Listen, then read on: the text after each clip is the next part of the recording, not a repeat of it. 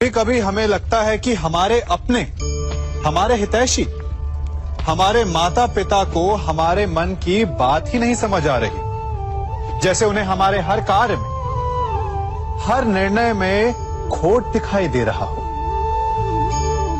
और ऐसे में हम कर बैठते हैं विद्रोह। ऐसी अवस्था में हमें वही अच्छा लगने लगता है जो हमारी मन की बातों का समर्थन करे। हम उसे ही अपना हितैषी समझ लेते हैं। परंतु जो आपसे मीठी बातें कर रहा हो वो आपका हितैषी है, ये आवश्यक नहीं। कुछ विषैले फूल बड़े सुंदर दिखते हैं, कुछ विषैले फल असाधारण रूप से बड़े स्वादिष्ट होते हैं। और ये भी आवश्यक नहीं कि हमारे रोगों का निदान करने वाली औषधि सदा मीठी हो। इसलिए विष और औषधि में अंतर को परखने का प्रयास करें। हो सकता है जो आपके हित की बात कर रहा हो वो आपको संकट के गर्त में ले जा रहा हो।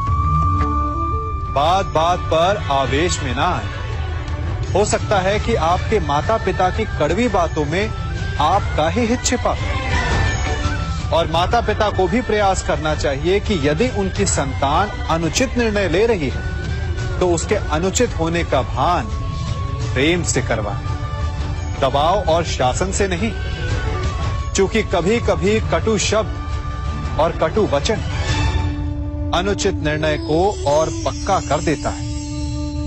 हर शब्द अपने आप में इतना शक्तिशाली होता है कि यदि आप चाहें तो उन्हीं शब्दों से सृजन कर सकते हैं और चाहे तो नाश भी। फिर चाहे सृजन और नाश नए संबंधों का हो या फिर नए युग का। आजकल सर्वत्र सहनशीलता की कमी है।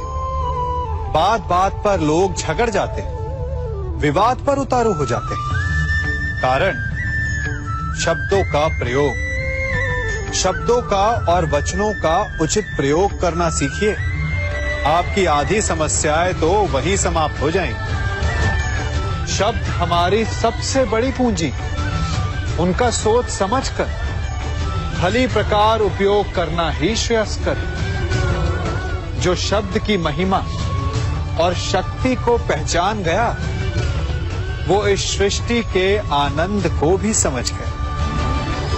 आप भी समझिए। हम सब जीव हैं, अर्थात जीवन जी रहे हैं और जीवन जीते समय उसके पश्चात की कल्पना भी करते हैं कि मृत्यु के पश्चात हमें स्वर्ग मिलेगा, नर्क, अप्सराओं का नृत्य देखने को मिलेगा या यमदूत हमें दंड दे रहे होंगे। परंतु एक प्रश्न सामने आता है, कभी ऐसा हो सकता है कि मृत्यु किसी और की हो और स्वर्ग हमें मिल जाए? नहीं, हमें स्वर्ग और नर्क हमारी ही मृत्यु के पश्चात मिलेगा। अर्थात यदि फल पाना है तो कर्म स्वयं को ही करना होता है। केवल सोचने से कुछ नहीं होता, स्वप्न देखने से कुछ नहीं होता। उसे पूर्ण करने के लिए स्वयं ही परिश्रम करना होता है। तो उठो, जागो और लक्ष्य की प्राप्ति तक संघर्ष करो, क्योंकि यही एक मार्ग है स्वयं को संतुष्ट करने का, स्वयं को आगे बढ़ाने का।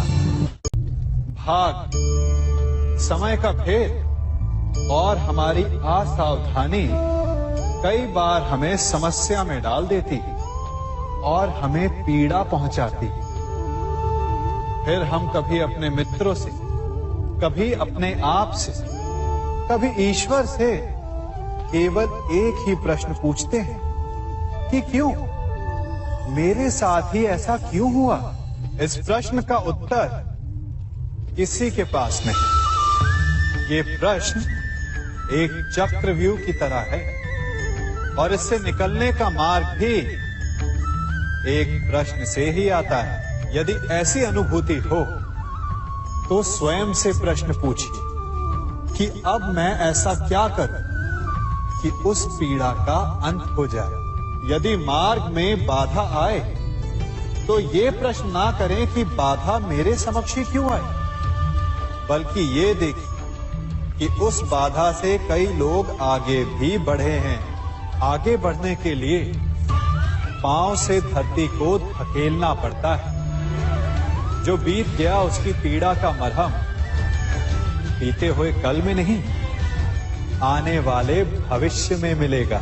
वर्तमान को अतीत के अन्याय का शोक मनाने में व्यर्थ ना करें। वर्तमान का उपयोग ये सोचने में करें कि ऐसा क्या किया जाए कि भविष्य में किसी दूसरे को वो पीड़ा ना सहनी पड़े। कोई हमारे साथ छल करता है, कोई हमें पीड़ा देता है, तो तन दुख से और मन प्रतिशोध से भर जाता है। फिर हम प्रतिकार चाहते हैं, अपने मन की अग्नि को शांत करने के लिए प्रतिशोध चाहते हैं। और यही हम सबसे बड़ी भूल कर बैठते हैं। तो क्या किया जाए? इसका केवल एक ही उपाय है, और वो है क्षमा। यदि प्रतिकार चाहिए तो प्रतिशोध भुला दीजिए और न्याय की ओर अपने पग बढ़ाइए, क्योंकि यही वास्तविक प्रतिकार है।